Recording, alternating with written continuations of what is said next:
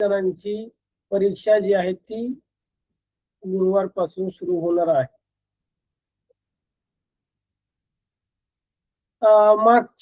मागच्या आठवड्यात जे आहे ते तुम्हाला ग्रुपवर एक प्रश्नपत्रिका पण मिळाली असेल, बरोबर?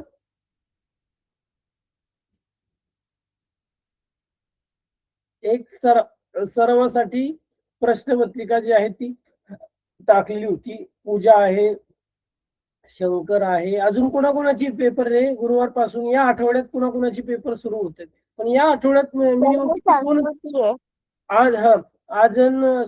आज उद्या साधारणतः तुमची शाळा असेल, परवा सुट्टी आहे बुधवारी, त्यानंतर गुरुवारी शाळा आहे, शुक्रवारी सुट्टी असेल आणि परत शनिवारी आहे. म्हणजे साधारणतः तुम्ही किती 2 ते 3 शनिवारी पेपर असेल आणि गुरुवारी पेपर असेल.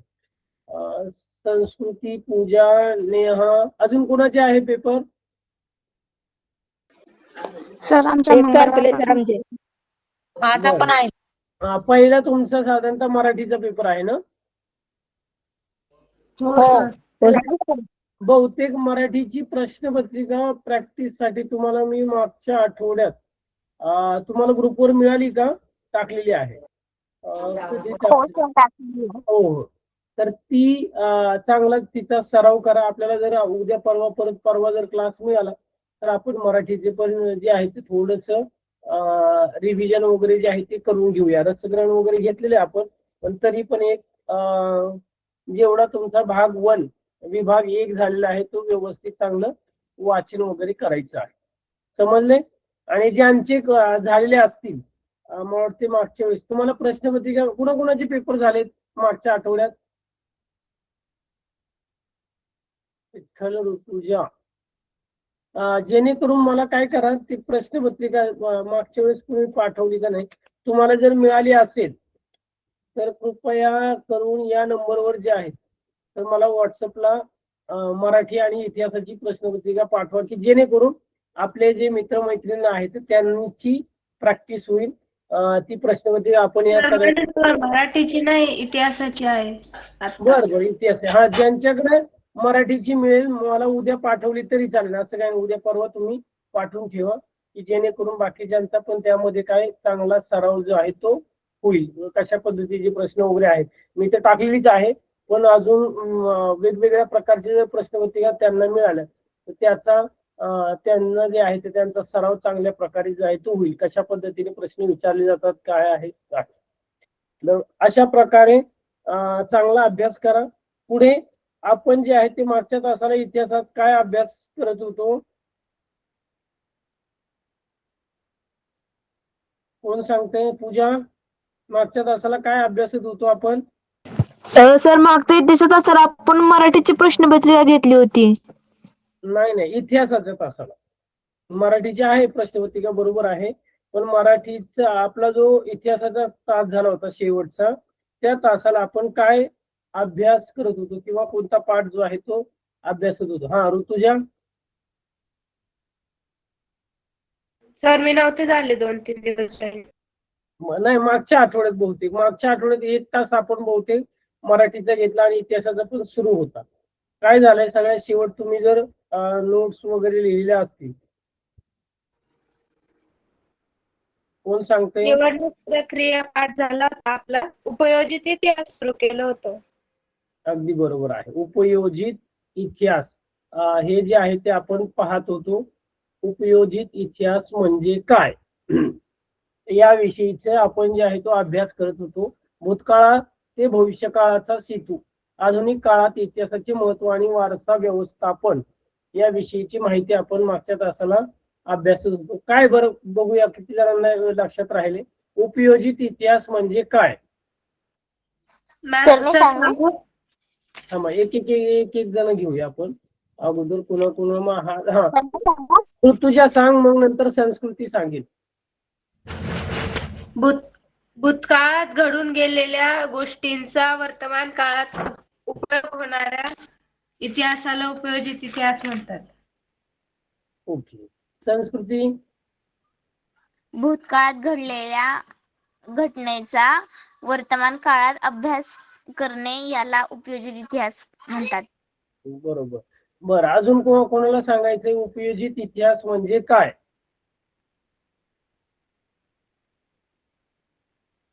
कोण सांगते? पूजा सांगतेस काय उपयोजित इतिहास म्हणजे काय? सर उपयोजित इतिहास म्हणजे ना हम्म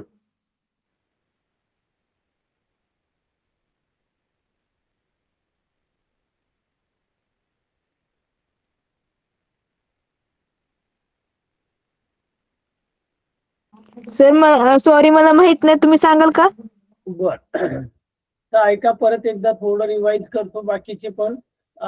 तर उपयोजित इतिहास म्हणजे काय की जो भूतकाळात घडून गेलेला जो इतिहास आहे, पास्ट म्हणतो आपण त्याला, तर त्याचा वर्तमान काळाशी एक संबंध लागणे म्हणजे काय, त्याचा उपयोग करून घेणे.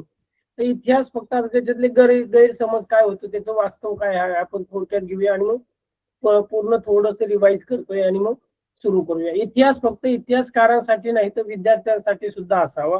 म्हणजे फक्त रिसर्च करणारे संशोधक म्हणून नाही तर विद्यार्थ्यांसाठी पण असला पाहिजे. दैनंदिन जीवनात आर्थिक दृष्ट्या उत्पादक क्षेत्रांशी याचा काही संबंध नसतो. म्हणजे जे आपण दैनंदिन जीवनामध्ये जे आहे ते आर्थिक दृष्ट्या उत्पादक म्हणजे जे उत्पादक आहेत, म्हणजे जे दुकानदार वगैरे आहे, आपण म्हणतो की नोकरदार करणारे आहेत, तर ते काय आहे एक प्रकारचं, तर त्यांचा जो आहे तो इतर याच्याशी जो आहे तो कुठल्याही स्वरूपाचा संबंध जो आहे तो नसतो. त्यानंतर वास्तव काय तर जणांशी इतिहास. प्रश्नपत्रिका आली, थँक्यू. जनांसाठी पब्लिक हिस्ट्री काय तर इतिहासाची नाळ लोकांच्या वर्तमानातील जीवनसरणीशी जोडलेली असते. म्हणजे जी इतिहासाची नाळ आहे तो लोकांच्या वर्तमान काळाशी, म्हणजे भूतकाळात घडून गेलेल्या ज्या घटना आहेत तर त्याचा वर्तमान काळाशी लावलेला संबंध एक प्रकारचा तो जीवनशैलीशी जे आहे तो जोडलेले असते. भूतकाळातील ज्ञानाचा उपयोग आपण वर्तमानातील भविष्य काळातील सर्व लोकांना एक प्रकारचा होतो. कुठलाही इतिहास, आता जसे की आता एकाने पाठवले, साधारणतः मला प्रश्नपत्रिका पाठवली किंवा तुमचे जे गेल्या वर्षीचे साधारणतः तुमच्या शाळेतले विद्यार्थी आहेत, मित्रमैत्रिणी आहेत, तर त्यांच्याकडून तुम्ही गेल्या वर्षाच्या प्रश्नपत्रिका वगैरे तुम्ही ठेवलेल्या असतील की त्यांची पुस्तकं वगैरे असतील, त्यांच्या नोट्स वया वगैरे असतील, तर त्याचा तुम्ही काय करता, अभ्यास करत असतात. बरोबर. काय होतं, तो गेल्या वर्षाचा साधारणतः तुम्ही या वर्षी जो आहे ते एक प्रकारचा काय करत असतात, त्याचं कम्पेअर करत असतात. लागीबंध आपण म्हणतो साधारणतः दैनंदिन जीवनामध्ये वर्तमान काळात जो आहे तर त्याचा उपयोग जो आहे तो होत असतो. जसे की तुमच्या घरातील असेल आपण किंवा अनुभव आपण म्हणतो बऱ्याच वेळा, जे आजी आजोबा आहेत तुम्हाला विविध प्रकारचे त्यांच्या काळातल्या ज्या गोष्टी वगैरे सांगत असतात, शाळेतील गोष्टी असेल, त्यांचं जीवनमान कशा स्वरूपाचं होतं आणि आत्ताच कसं आहे, तर त्याचा वर्तमान काळाशी लावलेला जो आहे तो एक प्रकारे जोडले जातात किंवा लागीबंध जे आहेत आपण नाळ एक प्रकारची जी आहे ती जोडलेली जाते. मग भविष्य काळातील ज्ञानाचा उपयोग वर्तमान आणि भविष्य काळात सर्व लोकांना एक प्रकारचा जो आहे तो होत असतो. मग उपयोजित इतिहास ते जर पाहिले तर आपण वर्तमानातील सामाजिक आव्हानांवर उपाययोजना करणे, सामाजिक उपयुक्ततेचे निर्णय घेणे यासाठी पूर्वी होऊन गेलेल्या घटनांचे विश्लेषण दिशादर्शक ठरते. यासाठी इतिहासाचं ज्ञान आवश्यक आहे. आणि आपण पाहतो बऱ्याच वेळा आता इतिहासातले जर आपण दैनंदिन जीवनामध्ये उदाहरणं घेतले तर रामायण असेल, महाभारतातली बऱ्याच वेळा आपण कीर्तनकार वगैरे जे आहेत किंवा भगवद्गीतेतले असेल, श्रीकृष्ण आणि अर्जुनाला सांगितलेली जी गीता ज्ञान असेल, ज्ञानेश्वरीतला असेल किंवा तुकाराम महाराजांची जी अभंग आहेत, तर त्याचे दाखले जे आहेत ते वर्तमान काळामध्ये जे आहेत ते देत असतो. त्याचं अनुकरण आपण जे आहे ते आज करत आहोत आणि भविष्य काळात सुद्धा आपण करणार आहोत. मग ते जे आहे ते एक प्रकारचं आपल्याला एक मार्गदर्शन दिशादर्शक जो आहे तो आपल्याला ठरताना दिसून येतो. म्हणून आपण काय करतो, भूतकाळातील ज्या घडून घेतलेल्या घटना आहेत तर त्याचा सुद्धा आपल्या दैनंदिन जीवनात असेल किंवा भविष्यामध्ये आहे त्याचा उपयोग जो आहे तो आपल्याला नक्कीच होत असतो. जर उदाहरण घेतलं तर बंगळुरू येथील Srishti institute of art design and technology या संस्थेत सेंटर फॉर पब्लिक हिस्ट्री हा स्वतंत्र विभाग आहे, जिथे या विषयाचे प्रकल्प आणि संशोधनाचं काम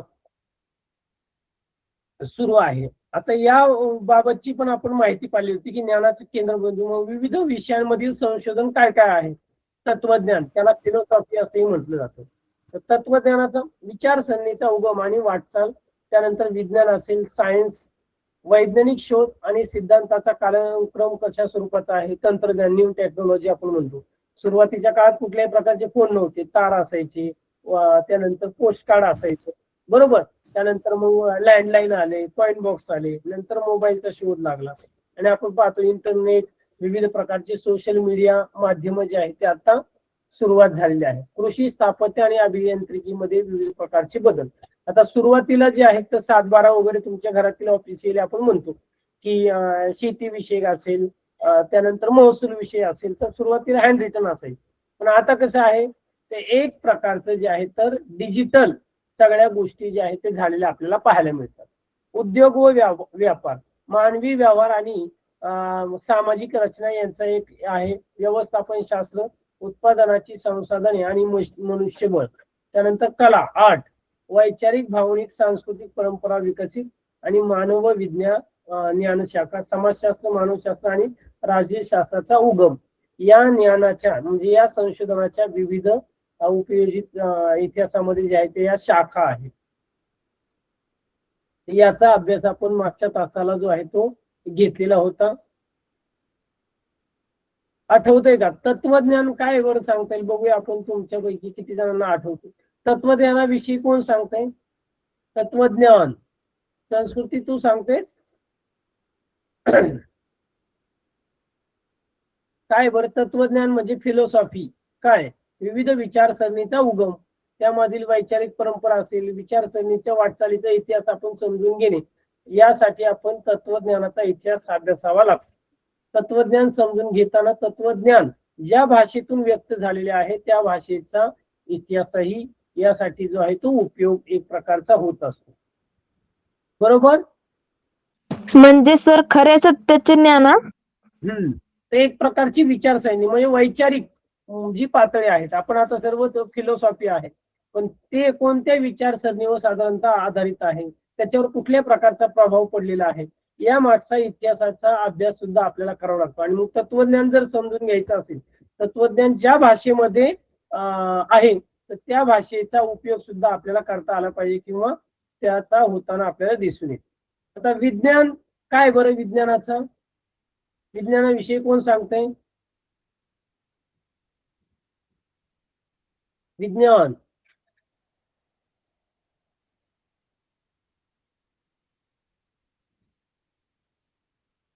सर विज्ञानाचा शोध मानवी गरजेपुरता केला होता.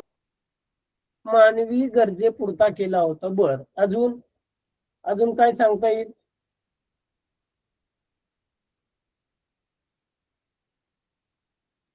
याच्या बाबत आपल्याला एक कोणत्याही वस्तूच्या मागे किंवा कोणत्याही कृतीच्या मागे एक वैज्ञानिक कारण असतं. वैज्ञानिक कारण असतं. बरोबर. तर वैज्ञानिक शोध आणि सिद्धांत याचा कालानुक्रम आणि त्या शोधामागील कारणाची परंपरा, जी साखळी आपल्याला समजून घेतली पाहिजे.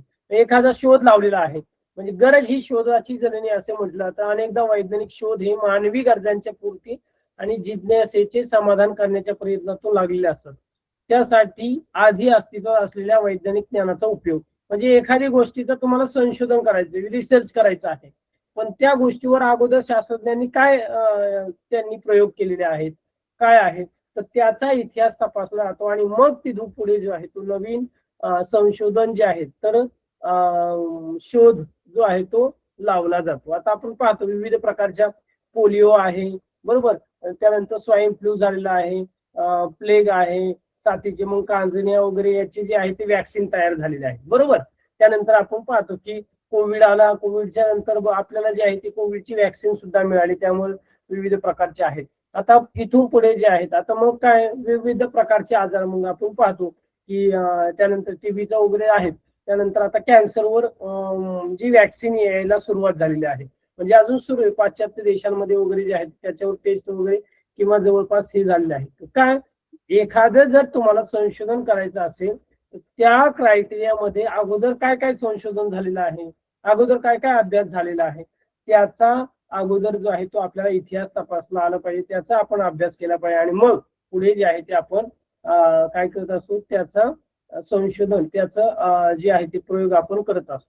आता साधारणतः तुम्ही इयत्ता 10वीला आहेत, आतापर्यंत साधारणतः मागील 3-4 वर्षापासून इतिहासाचे कशा पद्धतीने प्रश्न जे आहेत ते प्रश्न पत्रिकेत विचारले होते, मागच्या विद्यार्थ्यांना कशा प्रकारचा पेपर आलता, कोणत्या प्रकारचे आता उपयोजित इतिहास आहे उपयोजित इतिहासामध्ये कोणते प्रश्न जे आहेत साधारणतः बोर्डाने कोणते प्रश्न जे आहेत ते विचारलेले आहेत, तर या गोष्टींचा आपण काय करतो, एक प्रकारचा मागोवा घेत असतो, बरोबर की नाही. आणि त्या पद्धतीने आपण जो आहे तो काय करत असतो, अभ्यास जो आहे तो करत असतो, आहे की नाही. मागच्या ज्या गोष्टींचा आहे, का बरं, त्याचा काय फायदा होतो मग, काय फायदा होतो त्याचा.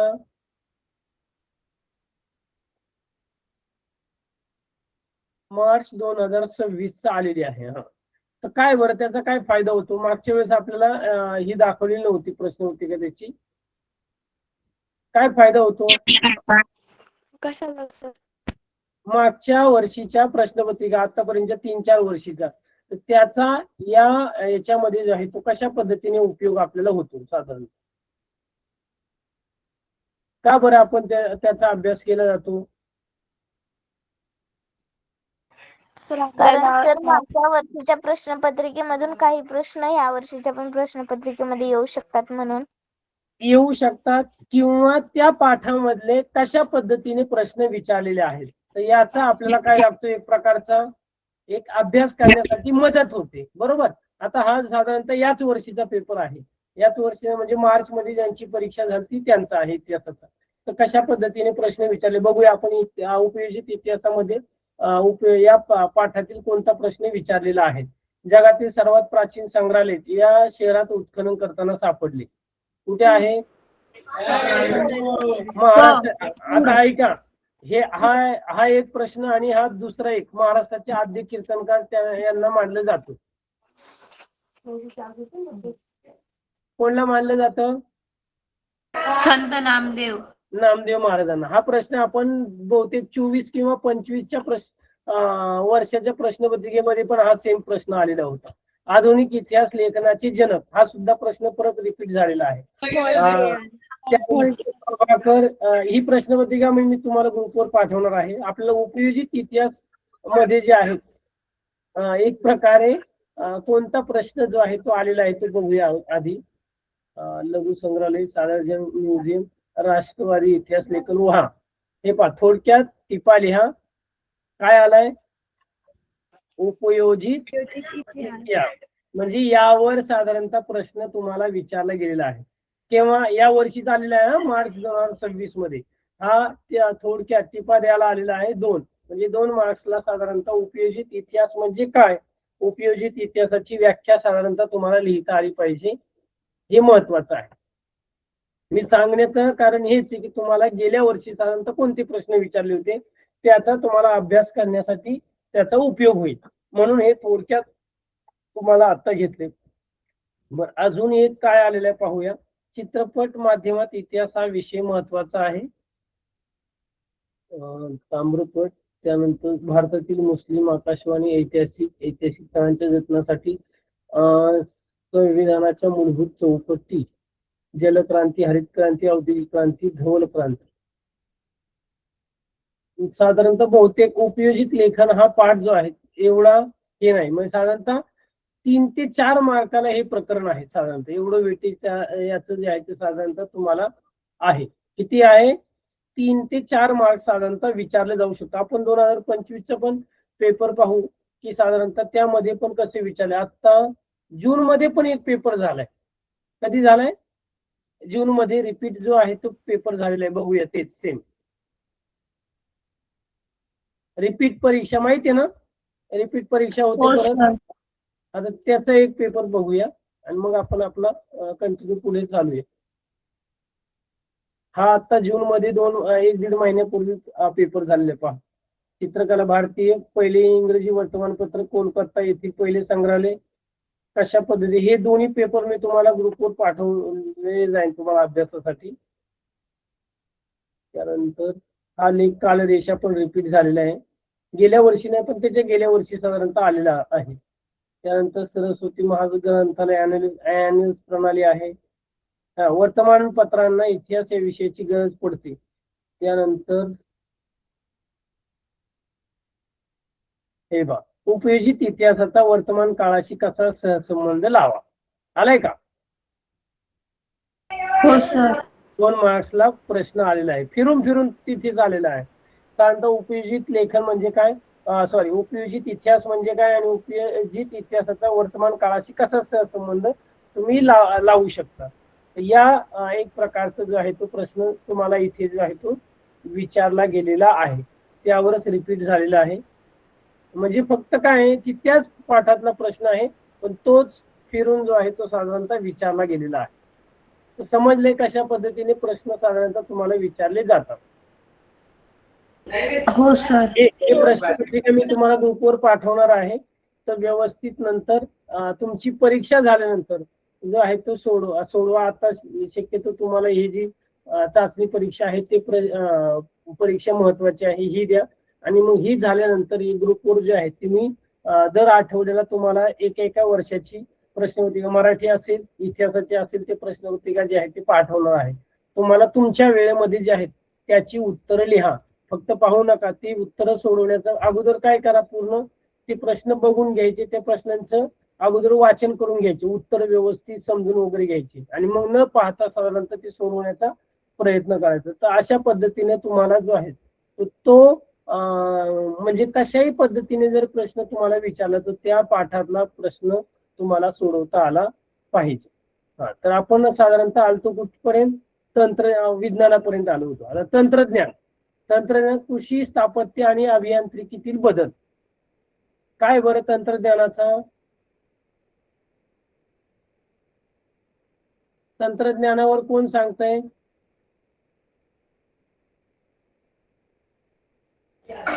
सर, पूर्वी शेती बैलांवर आधारित राहायची, आता नवीन तंत्रज्ञान निघाले, जसे ट्रॅक्टर, ते नांगरणीसाठी. तर पूर्वीची जी आहे ती पारंपरिक स्वरूपाची जी आहे ते काय असायची, शेती असायची. मग काय करायचे, मानव कुळ वगैरे हे करायचा, किंवा कुळपणी वगैरे मानव करायचा असायचा. त्यानंतर बैलांच्या साहाय्याने जी आहे ती साधारणतः काय व्हायची, शेती व्हायची. आता काय झाले, आधुनिक काय झाले की ट्रॅक्टर म्हणजे जी यंत्राचा वापर करून शेती केली जायची. आता पाणी वगैरे भरायला किंवा आपण जे आहे तर काय करायचं, स्वतः उभं राहायचं. लाईट आल्यानंतर आपल्याला काय करायचं, त्या लाईटीच्या टायमिंग नुसार आपण जे आहे ते शेतामध्ये पाणी वगैरे जे आहे ते पिकांना द्यायचं. पण आता तशा पद्धतीचं नाही. तर आपण काय करू शकतो, AI तंत्रज्ञान जे आहे, रिमोट कंट्रोलवर आपण टायमिंग सेट करून साधारणतः मोबाईलवर सुद्धा आपण मोटर सुरू करू शकतो. त्यानंतर कुठल्या शेताला जे आहे तर त्या पिकाला किती वेळ जे आहे ते साधारणतः भरण्यासाठी वेळ लागतो, तर तेवढं पाणी टाइम सेट करून आपण जे आहे तर ते पाणी जे आहे ते देऊ शकतो. मग ठिबक सिंचन आहे, तुषार सिंचन आहे. त्यानंतर अशा या नवनवीन तंत्रज्ञानाचा वापर करून आपण शेती जी आहे ती चांगल्या प्रकारे काय करू शकतो. आता पुढे एक स्थापत्य आणि अभियांत्रिकी मधील बदल. काय बरं स्थापत्य आणि अभियांत्रिकी मधील बदल, यामध्ये स्थापत्य म्हणजे काय,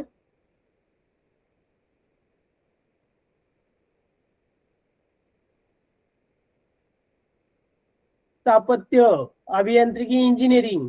आता त्यामध्ये सुरुवातीला पहा, आपण जे आर्किटेक्ट वगैरे आपण पाहतो साधारणतः, बरोबर.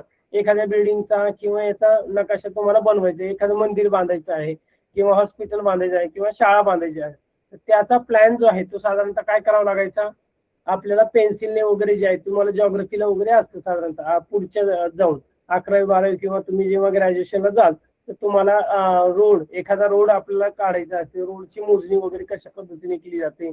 त्यानंतर प्रॅक्टिकली ज्यांचं जॉग्राफी वगैरे जे BSc मध्ये घेणार आहात, MSc मध्ये जॉग्राफी घेणार आहात, तर त्यांना डिटेलमध्ये आहे की कशा पद्धतीने जे आहे तर मॅप वगैरे बनवायचा आहे. आर्किटेक्चर मध्ये तुम्हाला घराचा प्लॅन बनवायचा, तो पेन्सिलने वगैरे तुम्हाला आखावा लागायचा. पण आता नवीन तंत्रज्ञानाद्वारे जे आहे तुम्ही डायरेक्ट 3D कुठला कलर द्यायचा आहे, कुठलं कशा पद्धतीने, सगळ्या गोष्टी ज्या आहेत नवीन तंत्रज्ञानाचा वापर करून तुम्ही 3D एक प्रकारची जो प्लॅन आहे तो बनवू शकता. हा एक जो आहे तो नवीन तंत्रज्ञानाचा इथे बदल आपल्याला जो आहे तो पाहायला मिळतो. उद्योग व व्यापार, मानवी व्यवहार आणि सामाजिक रचना. चौथा महत्वाचा पॉइंट आहे उद्योग व व्यापार. पूजा सांग बरं काय आहे, बाकीचे अजून संस्कृती. हरिओम, बरेच दिवस दिसला नव्हता. हरिओम सांग बरं, उद्योग धंदे आणि व्यापार काय बरं याचा, मानवी समाज मधील परस्पर व्यवहाराचे क्षेत्र विस्तारलेले आहे आणि त्यामुळे सांस्कृतिक संबंधाचे जाळेही सतत विकसित होताना आपल्याला दिसतात. उद्योगधंदे आणि व्यापाराच्या व्यवस्थापनाचा हा एक महत्वाचा भाग मानला जातो. इतिहास समजून घेणे महत्वाचे असले तरी काय बाजार आणि व्यापार यांचे स्वरूप बदलते गेले आहे. सर्वांमागील मानवी नात्यांचे स्वरूप आणि समाज रचना बदलत गेली आणि हा सर्व प्रवास मग सांस्कृतिक घडण असेल, सामाजिक रचना असेल, आर्थिक व्यवस्था असेल इत्यादींचा इतिहास आपल्याला जो आहे तो अभ्यासावा लागतो. व्यवस्थापन शास्त्र मॅनेजमेंट. पुढचा आहे उत्पादनाची संसाधने आणि मनुष्यबळ. काय बरं, भूतकाळात ज्या विविध प्रकारच्या व्यवस्थापनाचे जे यंत्रणा होते त्या कशा पद्धतीने होत्या, त्या कशा प्रकारे एक प्रकारची साखळी जी आहे ती होती आणि याचा मानसिकता समजून घेण्यासाठी या सर्वांचा एक प्रकारचा आपण पाहतो की सामाजिक आर्थिक संस्थांच्या संघटनावर अवलंबून असतो. त्यांचा इतिहास समजला तर वर्तमानात विविध पातळ्यांवर आपल्याला व्यवस्थापन करायला सोपं जातं. तुम्हाला जर मॅनेजमेंट करायचं असेल तर सुरुवातीची यांची जी उत्पादनाची जी साखळी आहेत, कुठलाही व्यवसाय वगैरे करायचा असेल तर त्याला लागणारा जो माल आहे, मग आपण रॉ मटेरियल वगैरे म्हणतो आपण, बरोबर, कच्चा माल. या कच्च्या मालाचा जो आहे तो साधारणतः पुरवठा कशा पद्धतीने केला, ती साखळी एक प्रकारची जी आहे ती आपल्याला खूप महत्वाची जी आहे ती असते. समजलंय का इथपर्यंत? पुढचा महत्वाचा आहे कला. आता कलाचं सांगा बरं, कोणाला सांगतो कला विषयी? कला विषय कोण सांगल? नेहा,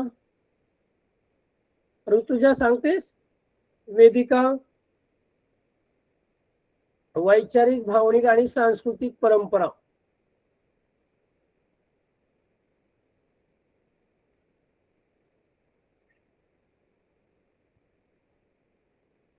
हॅलो,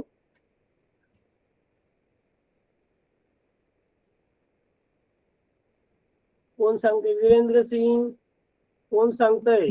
संस्कृती सांगतेस का? कला काय आहे? हो सर, वेदिका सांग. इतिहास काळात मानवाने दगड, माती, रंग, धातू आणि शब्दांच्या माध्यमातून जो आपला इतिहास आणि संस्कृती जिवंत ठेवलेली याला आपण कला म्हणतो.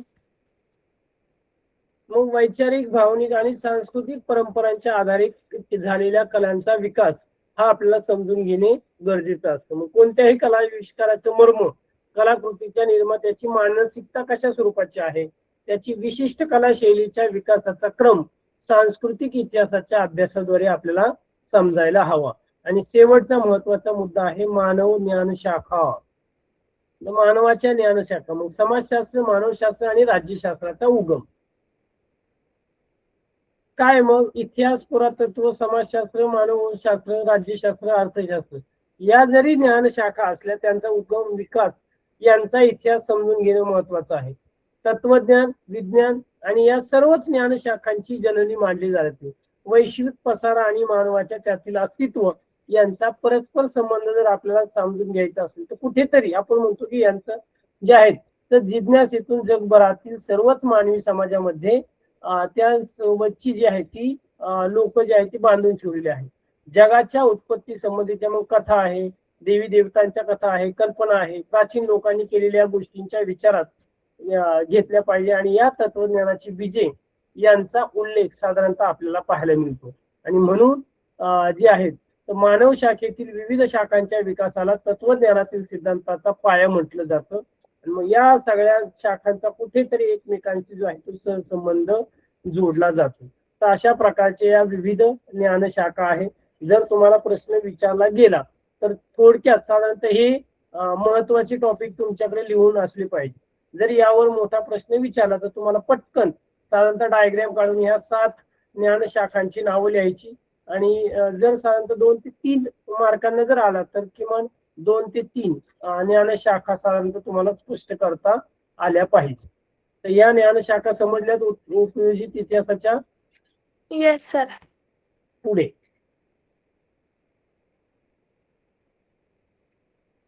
परस्परावलंबी प्रगती, विज्ञान आणि तंत्रज्ञान. मग सायन्स, विज्ञान, टेक्नॉलॉजी साधारणतः हे ज्ञानशाखांचे डिटेल्स तुम्हाला इथे दिले आहे.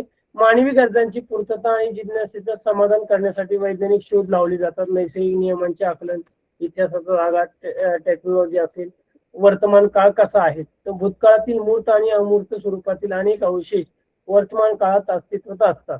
ते आपल्या पूर्वजांनी निर्माण केलेल्या कलाकृती आणि परंपरेचे अवशेष मानले जातात. उपयोजित इतिहासाच्या आधारे या सांस्कृतिक वारशाचे जतन संवर्धन करता येते, ज्यामुळे व्यवसायाच्या अनेक संधी निर्माण होतात.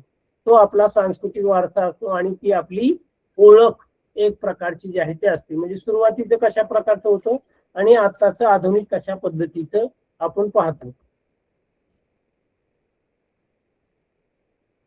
सांस्कृतिक एक जे आहे, तर मग यापर्यंत साधारणतः आपण इथे आलतो. प्राचीन स्थळ, वास्तू, वस्तू, हस्तलिखिते आणि शिल्प यांची चित्र आहे. अमूर्त काय आहे, तर मौखिक परंपरा, भाषा, पारंपरिक ज्ञान, सण समारंभ, धार्मिक विधी असेल, कला सादरीकरण असेल, पारंपरिक कौशल्य असतील, तर हा एक प्रकारचा सांस्कृतिक वारसा मानला जातो. नैसर्गिक वारसा कशा पद्धतीने आहे, तर निसर्गातील जैवविविधता आहे, प्राणी आहे, वनस्पती आहे, त्यांच्या अस्तित्वासाठी आवश्यक असणारे परिसंस्था आणि भूरचना शास्त्र. आता इथे जो नैसर्गिक वारसा आहे, तर यामध्ये पशु पक्षी प्राणी जे आहेत, वनस्पती सृष्टी आपण पाहतो की ज्या बऱ्याच प्राण्यांच्या प्रजाती नष्ट होताना दिसून येत आहे. त्यानंतर झाडांच्या वनस्पती, औषधी वनस्पती असतील, विविध प्रकारच्या ज्या औषधी वनस्पती आहे, मोठमोठे जे वृक्ष आहेत, त्याचे कुठेतरी नाश होताना आपल्याला पाहायला मिळतात. म्हणजे कुठेतरी आपल्याला पाहायचं की साधारणतः 100-150 वर्षाचं झाड कुठेतरी आपल्याला पाहायला मिळतं, पण जवळपास आता हे नामशेष होत आलेले आहे. जर तुम्हाला खरंच जवळपास 200-250 म्हणजे साधारणतः जवळपास 300-400 वर्षापूर्वी 13व्या-14व्या शतकामधलं जर तुम्हाला जर एखादं वृक्ष जर आहे, तर असा वृक्ष रेअर आहे. काही ऐतिहासिक ठिकाणी तुम्हाला तिथे पाहायला मिळेल की ते वृक्ष तिथे तुम्हाला जे आहे तर त्यांचे अवशेष तिथे पाहायला मिळतात. जर तुम्ही आळंदीला वगैरे गेलात तर तिथे तुम्हाला आहे पिंपळाचं झाड जे आहे, तर ज्ञानेश्वर माऊलींच्या मातोश्रीने प्रदक्षिणा मारलेलं ते पिंपळाचं झाड असेल, किंवा ज्ञानेश्वर महाराजांनी जेव्हा संजीवन समाधी घेतली त्यावेळेस जी हातामध्ये जी त्या लाकडाची जी काठी होती ती समाधीस्थ होताना रोवलेली होती, आणि तिचा वटवृक्ष नंतर झाला आजन वृक्ष आपण पाहतो. तर हा आजन वृक्ष आजही तुम्हाला आनंदीत गेल्यानंतर तो वृक्ष पाहायला मिळेल. म्हणजे खूप जुना हा जो आहे तो वृक्ष तुम्हाला तिथे पाहायला मिळेल. ही एक नॅचरली नैसर्गिक जी आहे तो वारसा आपल्याला तिथे पाहायला मिळतो. आता जागतिक मान्यता आणि दिशादर्शक तत्व काय आहे, तर पुढील मानवी पिढ्यांच्या इतिहासासाठी आपल्या वारसांचं जतन होणे आवश्यक आहे. नामशेष होण्याच्या वाटेवर असलेल्या सांस्कृतिक आणि नैसर्गिक वारसाचं जतन संवर्धन व्हावे यासाठी युनेस्कोने जागतिक संघटनेने काही दिशादर्शक जाहीर केले आहे. आता यामध्ये आपण पाहतो की साधारणतः वेरूळ अजिंठाची जी लेणी आहे किंवा तिथे आहे, तर विविध प्रकारची मंदिरं आहे, गडकोट किल्ले आहेत, तर तो एक काय आहे आपला एक वारसा आहे. आता छत्रपती शिवाजी महाराजांचे जे महाराष्ट्रामध्ये असणारे जे किल्ले आहेत, गडकोट आहेत, तर तो एक वारसा आहे, ऐतिहासिक वारसा आहे मराठ्यांचे. जो मराठ्यांचा जो इतिहास आहे तर त्याची जी आहे तर एक प्रकारच्या खानाखुणा आपण म्हणतो की ते आहे, आणि त्याचं जतन संवर्धन जे आहे तो होणं खूप गरजेचं आहे. आणि या तत्वांच्या आधारे जागतिक वारशाचे पदार्थ प्राप्त ठरणारी स्थळे आणि परंपरा याची यादी जाहीर केली जाते.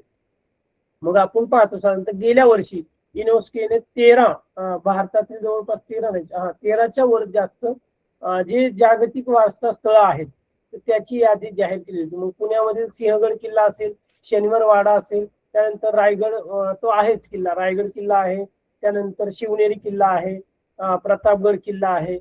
तर हे बरेच जे आहे ते एक प्रकारचे ज्यामध्ये जागतिक वारसा स्थळ आहेत. वेरूळ अजिंठा लेणी आहे, त्यानंतर मुंबईतलं गेटवे ऑफ इंडिया आहे. असे भरपूर असे आहेत की ते एक प्रकारचे जागतिक वारसा स्थळ आपल्याला पाहायला मिळतं. हे पुरातत्व खात्याच्या अंतर्गत केंद्र सरकारचे जे आहे ते येताना आपल्याला पाहायला मिळतं. इथे दिले पण आहेत भारतातील जागतिक वारसा स्थळ कोणकोणती आहेत. आग्र्याचा किल्ला असेल, अजिंठा वेरूळ लेणी असेल, ताजमहाल असेल, त्यानंतर खजुराहो येथील मंदिर, सांचीचा स्तूप, चोल मंदिरे, कुतुब मिनार, छत्रपती शिवाजी महाराज टर्मिनस. मुंबईला कोणी गेलात तर तुम्हाला हे छत्रपती शिवाजी महाराज टर्मिनस मुंबईचं रेल्वे स्टेशन तुम्हाला पाहायला मिळेल. लाल किल्ला आहे दिल्ली, राणी की वाव यासारखे जे आहे ते एक प्रकारचे जागतिक वारसा स्थळ आहेत. हा संस्कृती काही प्रश्न आहे? नो सर, चुकून झालं होतं हँड राईज. हे खूप महत्वाचं आहे. यावर तुम्हाला साधारणतः प्रश्न जे आहेत ते विचारले जाऊ शकतात. ऑब्जेक्टिव्ह रिकाम्या जागा भरा किंवा क्रम मध्ये किंवा जोड्या लावा मध्ये जे आहे ते तुम्हाला येऊ शकतं. आता जरी नाही आलं पण पुढे तुम्ही ज्या परीक्षा देणार सर आहात आम्हाला त्यामध्ये चाचणीला आला हा प्रश्न. हा, तर यावर प्रश्न जे आहेत ते बऱ्याच वेळा विचारले जातात आणि तुम्हाला जनरल नॉलेजसाठी म्हणजे पुढे जाऊन तुम्ही गव्हर्नमेंटच्या ज्या परीक्षा देणार आहात तर त्यासाठी सुद्धा महत्वाचं आहे. तर हे आपल्याला माहिती असायला हवं. त्यानंतर भारतातील जागतिक वारसा सांस्कृतिक अमूर्त काय काय आहे. कट्टी टर्म आपण पाहतो की तिथली परंपरा कशा पद्धती आहे. केरळमधील संस्कृत आणि नाट्य परंपरा आहे 2001. त्यानंतर 2003 मध्ये काय ते वैदिक पठण परंपरा आहे 2003. रामलीला 2005. उत्तर भारतातील सादरीकरण म्हटलं तर रामलीला हे नाट्यप्रयोग जो आहे तो खूप उत्तर भारतामध्ये जो आहे तो प्रसिद्ध मानला जातो. त्यानंतर कालबेलिया 2010 मध्ये राजस्थानचे लोकसंगीत आणि लोकनृत्य हे एक जागतिक वारसा संस्कृती एक प्रकारचे आपल्याला पाहायला मिळते. योग आणि नवरोज हे आहेत 2016 मध्ये आणि तेव्हापासून 21 जून हा योग दिवस म्हणून साजरा केला जातो. त्यानंतर थटोरा जमातीची जी कला आहे 2014 पंजाब मधील तांब्याची आणि पितळाची भांडी बनवण्याची कला. तर या भारतातील जागतिक वारसा सांस्कृतिक एक अमूर्त स्वरूपाचे जे आहे ते या वारसा आपल्याला पाहायला मिळतात. पुढे आहे जगातील वारसा नैसर्गिक आणि मिश्र स्वरूपाचे कशा स्वरूपाचे आहे.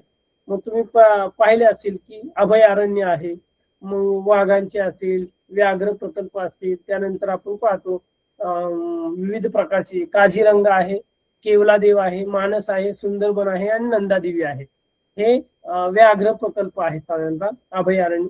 पश्चिम घाटात म्हणजे सह्याद्री पर्वतरांग जैवविविधतेने नटलेला निसर्ग खजिना आहे. येथे सातारा जिल्ह्यातील कास पठार हे विविध रंगीबेरंगी फुलांनी नटलेलं आहे. आता साधारणतः पावसाळा सुरू झाला की तुम्हाला कास पठार अजून काही दिवसांनी साधारणतः ती खुलं होईल की खूप 2012 पासून साधारणतः पश्चिम घाटावर ही जी आहेत तर विविध रंगाची फुलं तुम्हाला तिथे पाहायला मिळतात. मिश्र स्वरूपाचे स्थळ काय आहे ते कांचनजंगा राष्ट्रीय उद्यान आहे 2016 मध्ये जो आहे तो त्याला पूर्ण मिळालेला आहे. पुढे वारसा व्यवस्थापन आणि एक परिसंस्था काय आहे तो महत्वाचा मुद्दा.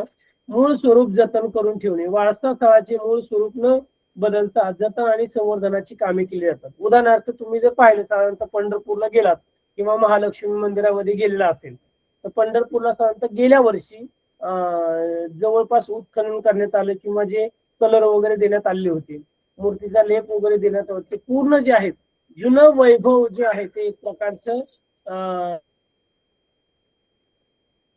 आणि पाहतो आपण की रिनोव्हेशन केलेलं आहे. आणि प्राचीन काळामध्ये कशा पद्धतीने विठ्ठल मंदिर होतं ते पाहायला मिळतं. तिथे जर उत्खनन केलं त्यावेळेस पुरा तळघरामध्ये तुम्हाला तिथे विविध प्रकारच्या मूर्ती ज्या आहेत ते पाहायला मिळतात.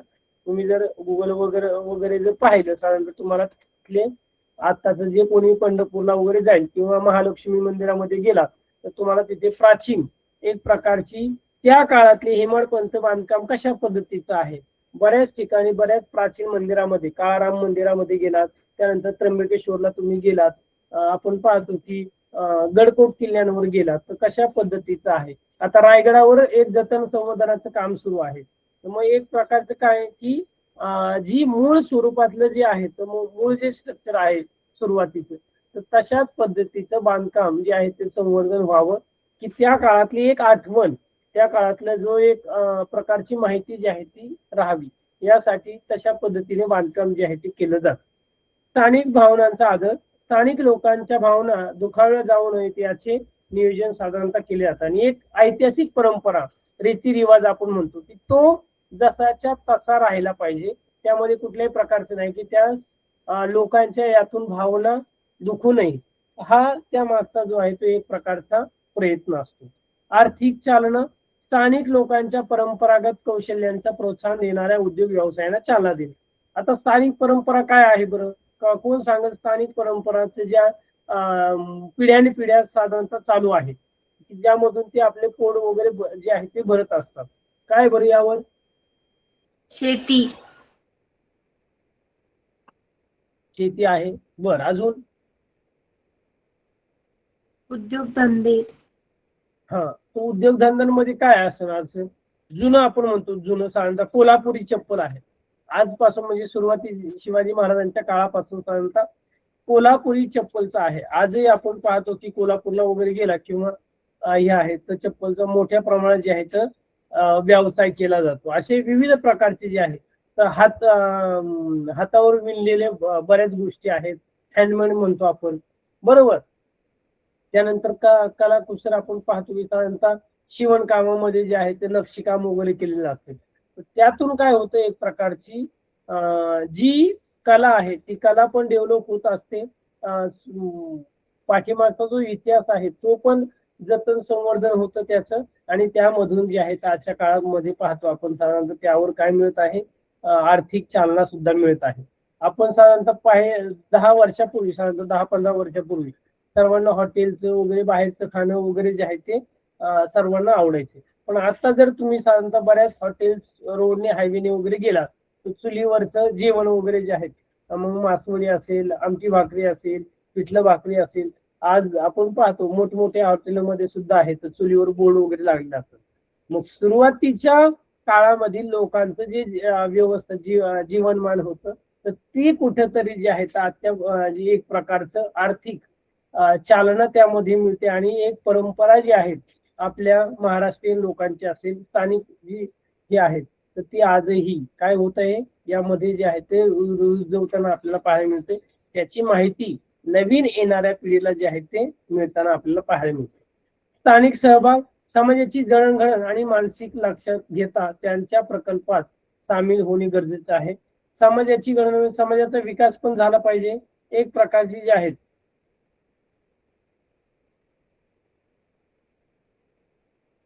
यामध्ये जडणघडण जी आहे ती होताना आपल्याला पाहायला मिळते, आणि म्हणून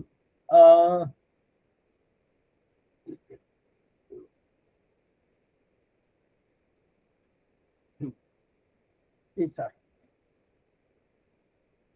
मानसिकता लक्षात घेऊन त्यांना प्रकल्पात जो काही प्रकल्प आहे, जो काही ज्या गोष्टी आहेत तर त्या स्थानिक लोकांना, जर एखादी कंपनी वगैरे जर आलेली असेल तुमच्या भागामध्ये नेहमी, तर तिथे जे राहणारे जे लोक आहेत तर त्यांचा इन्व्हॉल्वमेंट, त्यांचा समावेश जो आहे तो केला जातो. काही टक्के रिझर्वेशन आपण पाहतो ज्या ज्या ठिकाणी जे आहेत. मग तुम्ही गडकोट किल्ल्यांवर गेला तर तिथल्या लोकांना जो आहे ते एक प्रकारची चालना मिळत असते.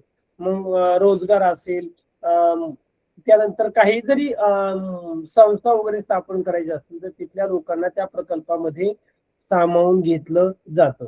आता INTACH जी 1984 सारख्या स्वयंसेवी संस्थांचे या क्षेत्रातील विविध प्रकारचे जे NGO आहेत तर त्या काम जे आहे ते करताना आपल्याला पाहायला मिळतात. संबंधित व्यावसायिक क्षेत्र काय काय आहेत पाहूया. उपयोजित क्षेत्रातील प्रकल्पांचा व्यवसायाच्या अनेक संधी उपलब्ध आहेत. मग संग्रहालय, अभिलेखागार, संग्रहालय आणि आपण तुम्ही पाहता लायब्ररी आहे, ग्रंथालय, की ज्या ठिकाणी मोठमोठ्या प्रमाणात तुम्हाला पाहायला मिळतात की विविध जुनी पुस्तकं पाहायला मिळेल. त्यानंतर आपण म्युझियम म्हणतो, बरोबर. त्यानंतर हे संग्रहालय आणि अभिलेखागार आहे की ज्या ठिकाणी तुम्हाला जुन्या ऐतिहासिक माहिती तुम्हाला मिळू शकतात. ऐतिहासिक स्थळांचे जतन आणि संवर्धन, ऐतिहासिक स्थळांचे जतन आणि संवर्धन जे आहे ते एक प्रकारचे केलं जातं. 3 पर्यटन आणि आतिथ्य, टुरिझम, हॉस्पिटॅलिटी म्हणतो. पर्यटन आणि आतिथ्य एक प्रकार, आता पाहतो आपण वेरूळ अजिंठा आहे, मुंबईला गेटवे ऑफ इंडिया असेल, त्यानंतर रायगड असेल, विविध प्रकारचे जे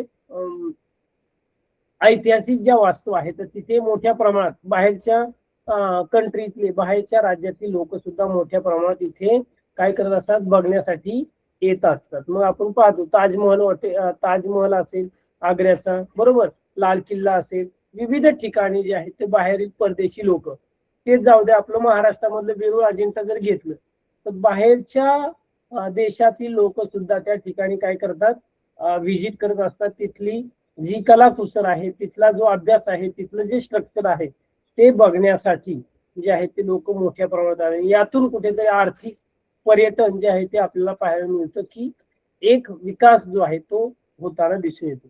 मनोरंजन आणि संपर्काची माध्यमं, एक प्रकारचं मग TV आहे, विविध प्रकारचे चित्रपट वगैरे आहेत, त्यानंतर चित्रपटांमध्ये शूटिंग वगैरे घेतल्या जातात आणि त्यातून जे आहे ते एक मनोरंजन करमणुकीचं जे आहे ते आपल्याला पाहायला मिळतं. या ठिकाणी जे आहेत शूटिंग वगैरे घेतल्या जातात.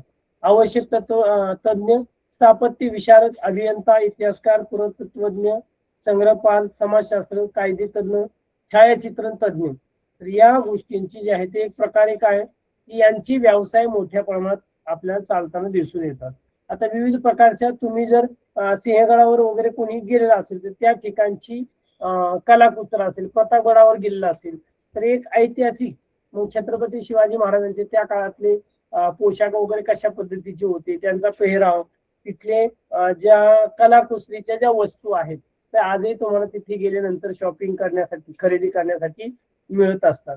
त्यानंतर विविध प्रकारचे जे फोटोग्राफ्स आहेत, तुम्ही एखाद्या ठिकाणी वारसा स्थळ, जागतिक स्थळाला तुम्ही भेट दिली तर तुम्हाला तिथे लगेच इमिडिएटली फोटो काढून तुम्हाला त्याची प्रिंटआउट जी आहे ती दिली जाते. मग यातून काय होतं, एक प्रकारची फोटोग्राफी असेल, छायाचित्रण जे आहेत तर त्यातून एक प्रकारे विकासाला, आर्थिक विकासाला जी आहे ती चालना मिळत असते. मग इतिहासकार असेल, पुरातत्व आपण म्हणतो की रिसर्च करणारे, या सगळ्यांचे जे आहे ते एक आवश्यक तज्ञ, त्या ठिकाणी गाईड हा एक रोजगार आहे, व्यवसाय आहे. ज्या ज्या स्थळाला तुम्ही तिथे भेट देणार आहात तर तिथला माहिती सांगणारा जो आहे तो व्यक्ती. मग आपण रायगडावर गेलो तर तुम्ही बऱ्याच वेळा व्हिडिओ मध्ये वगैरे पाहत असाल की रायगडाचं अभ्यासक जे लोक आहेत तर ते व्यवस्थित तुम्हाला काय करत असतात, माहिती जी आहे ती सांगत असतात तुम्ही जेव्हा सहलीला जातात त्यावेळेस. आता जगातील सर्वात प्राचीन संग्रहालय मेसोपोटेमियातील ऊर हे प्राचीन शहर आहे, इसवी सन 6व्या शतकामधलं. तर उत्खनन ब्रिटिश पुरातत्व सर लिओनार्ड उली 1200 ते 1934 मध्ये साधारणतः हे आहे. संस्थापक काय आहे, एनी गॉल्डी नावाची राजकन्या आहे, ती स्वतः या संग्रहालयाची संग्रहपालक होती. वैशिष्ट्य, या संग्रहालयात सापडलेल्या प्राचीन वस्तूंसोबत त्या वस्तू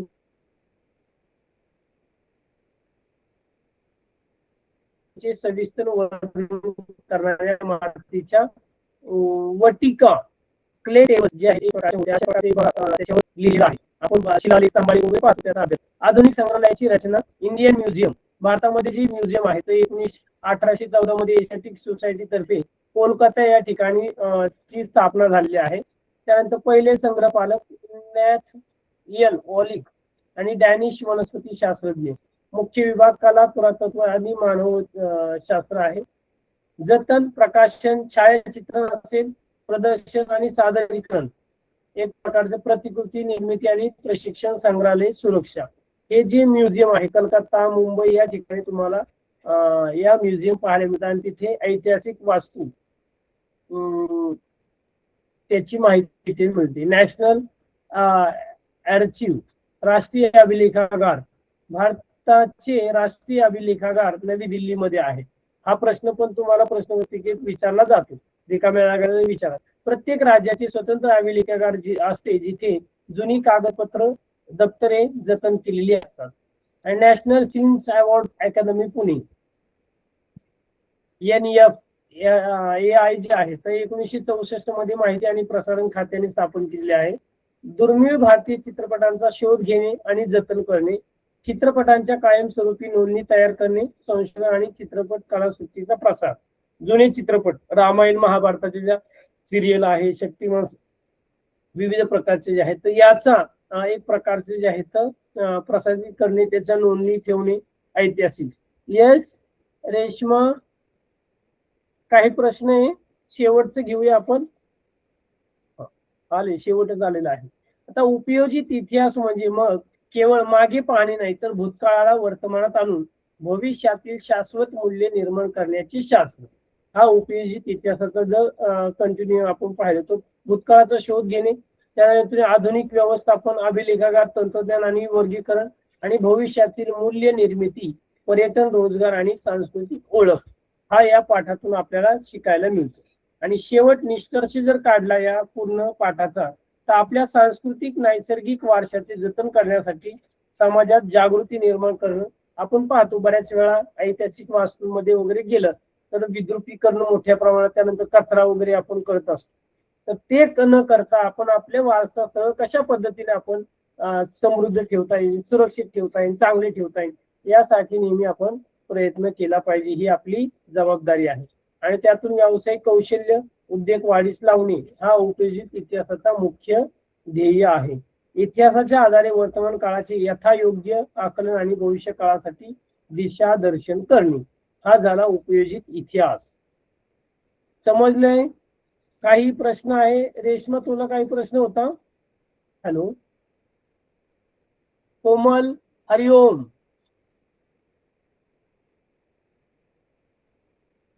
कुणी बोलतंय की नाही? ऋतुजा, संस्कृती, काही प्रश्न आहे? नाही सर. या उपयोजित लेखन या पाठाचा व्यवस्थित स्वाध्याय वगैरे सोडवायचा आहे. आणि जर तुम्हाला हा पाठ वाचल्यानंतर जर काही प्रश्न असतील तर पुढच्या तासाला व्यवस्थित विचारा, लिहून ठेवा, मार्क करून ठेवा. सर या प्रश्नाचं उत्तर किंवा यावर अशा पद्धतीने प्रश्न विचारले जातात. आपण प्रश्नपत्रिका तुमचे सर्वांचे पेपर झाले की साधारणतः पुढच्या आठवड्यात मी प्रश्नपत्रिका तुम्हाला पाठवू की जेणेकरून तुम्ही अभ्यासाला सुरुवात करू शकता. व्यवस्थित ते वाचून ते प्रश्न जे आहेत ते व्यवस्थित सोडवायचे. समजले? रागिनी, काही प्रश्न आहे तुला? नाही सर. मयुरी, हरिओम. नाही समजलं तर सांगा, आपण रिपीट करत जाऊ. नाही तर फक्त ऐकायचं म्हणून ऐकू नका, व्यवस्थित वाचन पण करा. नाही समजलं तर आपण परत रिपीट जो आहे तो घेऊया. आणि जो तुम्हाला एखादा अवघड वाटतो घटक तर तो तुम्ही विचारू शकता झालेल्या पैकी, सर हा रिपीट करा, तर आपण पुन्हा एकदा रिपीट जो आहे तो भाग करणार आहोत. समजले?